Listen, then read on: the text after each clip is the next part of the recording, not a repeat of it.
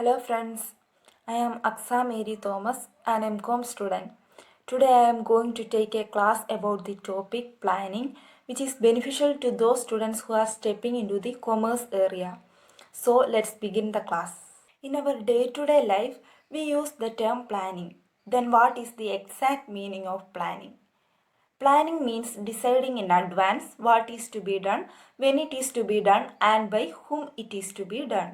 അതായത് എന്ത് ആക്ടിവിറ്റിയാണ് നമ്മൾ ചെയ്യാൻ പോകുന്നത്, എപ്പോഴാണ് ആ ആക്ടിവിറ്റി ചെയ്യുന്നത്, ആരാണ് ആ ആക്ടിവിറ്റി ചെയ്യുന്നത്, ഇങ്ങനെയുള്ള കുറേ ക്വസ്റ്റ്യൻസിന് ആൻസേഴ്സ് നമ്മൾ മുൻകൂട്ടി ഡിസൈഡ് ചെയ്യുന്നതാണ് പ്ലാനിങ് എന്ന് പറയുന്നത്. Planning means deciding in advance what is to be done, when it is to be done, and by whom it is to be done.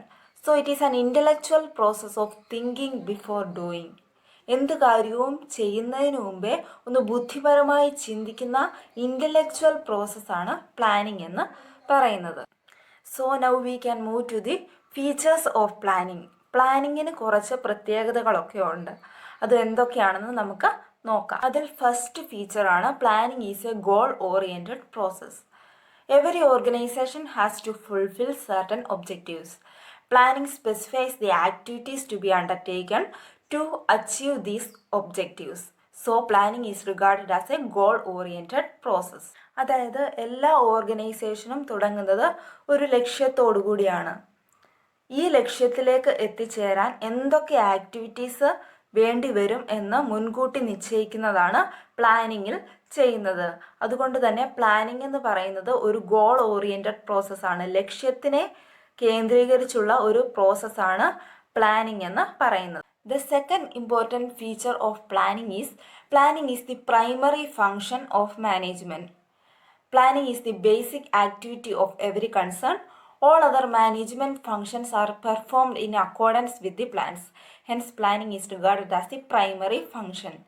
മറ്റെല്ലാ മാനേജ്മെൻറ്റ് ഫങ്ഷൻസ് ഓർഗനൈസ് ചെയ്യുന്നതിന് മുമ്പേ, സ്റ്റാഫിങ് ചെയ്യുന്നതിന് മുമ്പേ, ഡയറക്റ്റിംഗ് ചെയ്യുന്നതിന് മുമ്പേ, ഇതെല്ലാം മാനേജ്മെൻറ്റ് ആക്ടിവിറ്റീസാണ്. ഇതിനെല്ലാം മുമ്പേ നമ്മൾ പ്ലാനിങ് ആണ് ചെയ്യുന്നത്. അതുകൊണ്ട് തന്നെ പ്ലാനിങ് എന്ന് പറയുന്നത് മാനേജ്മെൻറ്റിൻ്റെ ഒരു പ്രൈമറി ഫങ്ഷൻ, ഏറ്റവും ആദ്യമുള്ള ഒരു ഫങ്ഷനാണ് പ്ലാനിങ് എന്ന് പറയുന്നത്. The third important feature is planning is pervasive. Planning is pervasive because it is required at all levels of management and in all activities of the organization. It is not an isolated function of top-level management nor of a particular department. Top level management തന്നെ ചെയ്യേണ്ടതോ അല്ലെങ്കിൽ ഒരു department മാത്രം ചെയ്യേണ്ടതോ ആയ ഒരു കാര്യമല്ല planning എന്ന് പറയുന്നത്. നമ്മൾ ഡേ ടു ഡേ ലൈഫ് എടുത്തു നോക്കിയാൽ നമുക്ക് മനസ്സിലാകും, ഈച്ച് ആൻഡ് എവറി ആക്ടിവിറ്റീസിൽ നമുക്ക് പ്ലാനിങ് അത്യാവശ്യമാണ്. അതുകൊണ്ട് തന്നെ planning is required at all levels of management and in all activities of the organisation.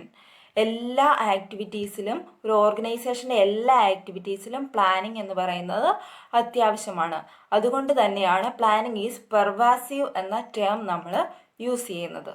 The fourth important feature of planning is flexible. Planning is done on the basis of future events.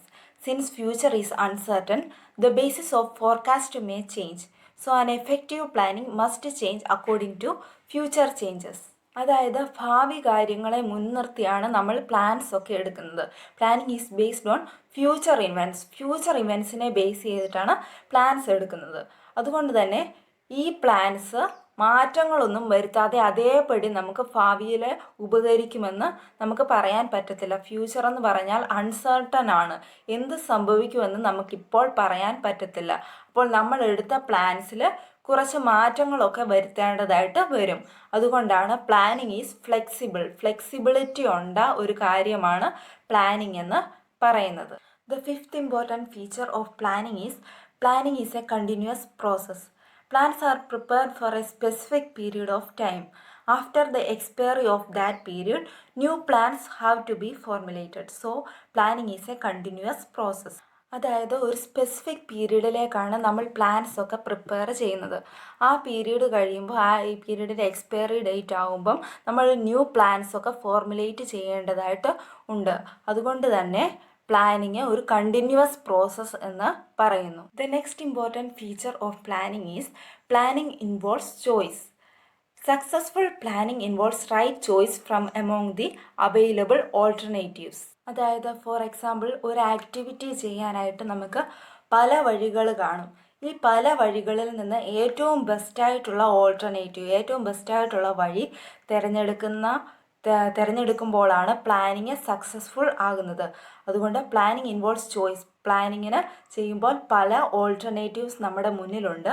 അതിൽ ഏറ്റവും നല്ല alternative തിരഞ്ഞെടുക്കുമ്പോഴാണ് planning successful ആകുന്നത്. The last important feature of planning is forward looking or futuristic. Plans are made for the future. The very purpose of planning is to meet the future requirements effectively. അതായത് ഫ്യൂച്ചറിനെ നോക്കിക്കൊണ്ട് ഫ്യൂച്ചറിലെ ആവശ്യങ്ങൾ meet ചെയ്യാൻ വേണ്ടി നമ്മൾ ചെയ്യുന്ന ഒരു പ്രോസസ്സാണ് പ്ലാനിങ് എന്ന് പറയുന്നത്. Deciding in advance what is to be done, when it is to be done and by whom it is to be done. ഫ്യൂച്ചറിലെ ആവശ്യങ്ങൾ മീറ്റ് ചെയ്യാൻ വേണ്ടി നമ്മൾ ഇപ്പോഴേ അഡ്വാൻസായിട്ട് ഡിസൈഡ് ചെയ്യുന്ന പ്രോസസ്സാണ് പ്ലാനിങ് എന്ന് പറയുന്നത്. അതുകൊണ്ട് തന്നെ planning forward looking or futuristic എന്ന് പറയുന്നു. So let us sum up the important features of planning. Planning is a goal-oriented process. Planning is the primary function of management, that is primacy of planning. Planning is pervasive. Planning is flexible.